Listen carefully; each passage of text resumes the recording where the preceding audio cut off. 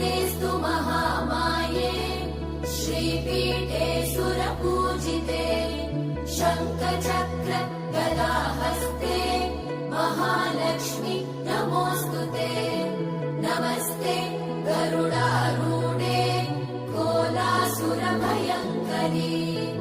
सर्वपाप हरे देवी महालक्ष्मी नमोऽस्तु ते महादेव्यै च विद्महे विष्णुपत्नी च धीमहि तन्नो लक्ष्मी प्रचोदयात्।